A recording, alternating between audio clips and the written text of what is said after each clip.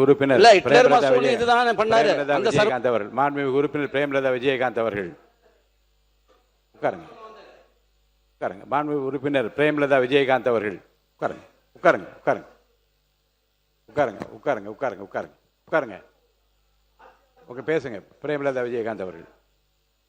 பேரவைத் தலைவர் அவர்களே, முதலமைச்சர் அவர்களே, எதிர்க்கட்சி தலைவர் அவர்களே, அமைச்சர் பெருமக்களே, சட்டமன்ற உறுப்பினர்களே, அவை பணியாளர்களே, காவலர்களே, கேமராமேன்களே, இந்த சட்டமன்றத்திற்காக உழைக்கும் அனைத்து அரசு ஊழியர்களே, அனைவருக்கும் முதல்கண் எனது பணிவான வணக்கங்களை தெரிவித்துக் கொண்டு, இன்றைக்கு மிக முக்கியமான நாளாக 2 தீர்மானங்கள், அதை குறித்து என்னுடைய உரையை நான் தொடங்குகிறேன். மத்திய அரசு இதுவரை தொகுதி மறுவரையை தொடர்பான இந்த மசோதாவில் சட்ட முன்வழிவு இதுவரைக்கும் மத்திய அரசுல சட்ட முன்வழிவு இதுவரை கொண்டு வரவில்லை. அப்படி இருக்கையில் நம் தமிழ்நாட்டில் அந்த கொண்டு வருவதை எந்த அடிப்படையில் இது சரியாக இருக்கும் என்பதை நான் கேட்கிறேன். ஏன்னா இதுவரைக்கும் சட்ட முன்வழிவு நம்மளுடைய மத்திய அரசு கொண்டு வரவில்லை. மக்கள் தொகை அடிப்படையிலே தான் இந்த தொகுதி மறுவரை செயல்படுகிறது என்று நாம் நினைத்தால், இன்றைக்கு தமிழகத்தை விட பல்வேறு மாநிலங்களில மக்கள் தொகை அதிகமாக இருக்கிறது. அந்த மக்கள் தொகை அதிகமாக இருக்கிறது என்ற ஒரு காரணத்துக்காக தமிழ்நாட்டில் இருக்கின்ற எம்பிக்களினுடைய எண்ணிக்கை குறைய வாய்ப்பு இருக்கிறது. எனவே மத்திய மாநில அரசுகள் இரண்டும் கலந்து எல்லா மாநிலங்களுக்கும் 50% நாடாளுமன்ற உறுப்பினர்கள் எண்ணிக்கையை கணிசமாக உயரும் வகையில் சமமாக கொண்டு வர வேண்டும். அப்பொழுதுதான் தமிழ்நாட்டிலும் நம்மளுடைய எம்பிக்களுடைய எண்ணிக்கை உயரும் என்பதில் மாற்று கருத்து இல்லை. அதே போல 543 எம்பிக்கள் இருக்கின்ற இடத்திலே 815 எம்பிக்கள் வருவதற்கு வாய்ப்பாகும். இன்றைக்கு நிலையில் தமிழ்நாட்டில் மொத்தம் 39 எம்பிக்கள் மட்டுமே இருக்கின்றார்கள்.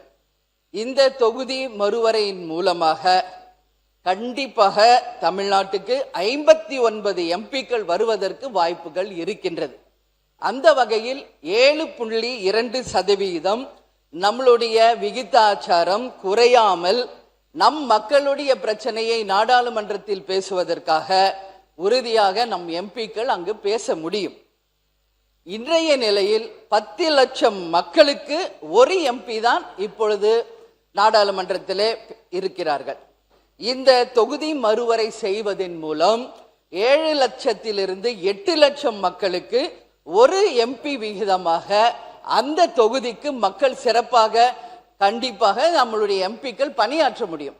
இப்ப 10 லட்சம் பேருக்கு ஒரு எம்பி வேலை செய்யறதுக்கும் 7லிருந்து 8 லட்சம் மக்களுக்கு ஒரு எம்பி அந்த மக்கள் குறைகளை நேரடியாக கேட்டு அதை பாராளுமன்றத்திலே பேசி தமிழ்நாட்டுக்கும் தமிழக மக்களுக்கும் அதன் மூலம் பல்வேறு விதமான திட்டங்களை கொண்டு வர முடியும். எனவே அந்த மக்கள் தொகை மறுசீரமைப்பில் உறுதியாக தமிழ்நாட்டுக்கு 59 எம்பிக்கள் மேல் வரும்பொழுது 7லிருந்து 8 லட்சம் மக்களுக்கு ஒரு எம்பி வீதம் கண்டிப்பாக வரும்போது அது சிறப்பாக இருக்கும் என்பதில் மாற்று கருத்தில்லை. அதே போல பெண்களுக்கு 33% தர வேண்டும் என்று ஒரு தீர்மானம், அதை ஒரு பெண் அவை உறுப்பினராக தேசிய முற்போக்கு திராவிட கழகத்தின் பொதுச் செயலாளராக ஒட்டுமொத்த பெண்கள் சார்பாக அதை நான் வரவேற்கிறேன்.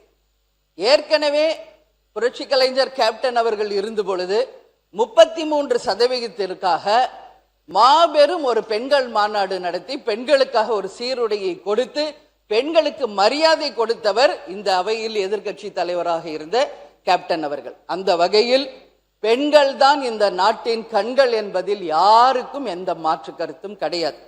இங்கே இருக்கின்ற ஒவ்வொரு உறுப்பினருக்கும் நிச்சயமாக பேக் போன் யாருன்னா பெண்கள் தான். அந்த பெண்கள் நிச்சயமாக அரசியலிலும் கோலோச்ச வேண்டும். இன்னைக்கு எல்லா இடத்திலும் பெண்கள் மிக சிறப்பாக பணியாற்றி கொண்டிருக்கும் பொழுது அரசியலிலும் மிகப்பெரிய அளவில் பெண்களை ஊக்கப்படுத்தும் நம்மளுடைய கட்சிகளுக்கு என்னுடைய நன்றிகளை இந்த நேரத்தில் தெரிவித்துக் கொள்கிறேன். இந்த அவையிலும் மேக்சிமம் லேடிஸ் இருக்காங்க.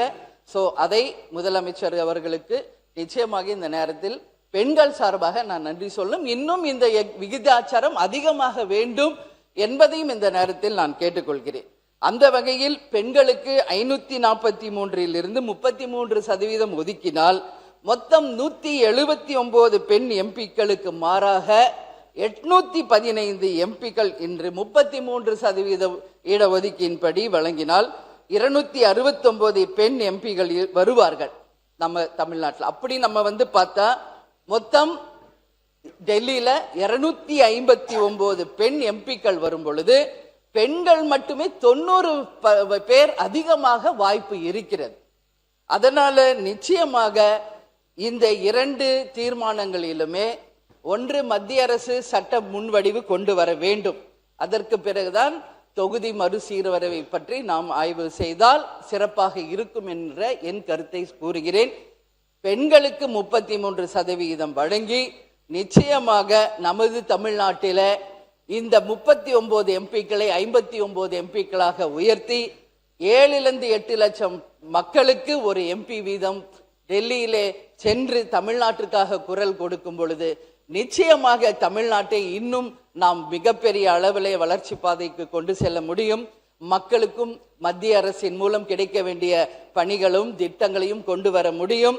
மத்திய அரசின் மூலம் மாநில அரசும் நிச்சயமாக அந்த திட்டங்களை கொண்டு வர முடியும் என்பதில் மாற்று கருத்து இல்லை என்பதை என்னுடைய கருத்தாக கூறி வாய்ப்பு கொடுத்த நமது பேரவைத் தலைவருக்கு நன்றி கூறி அமர்கிறேன். நன்றி, வணக்கம்.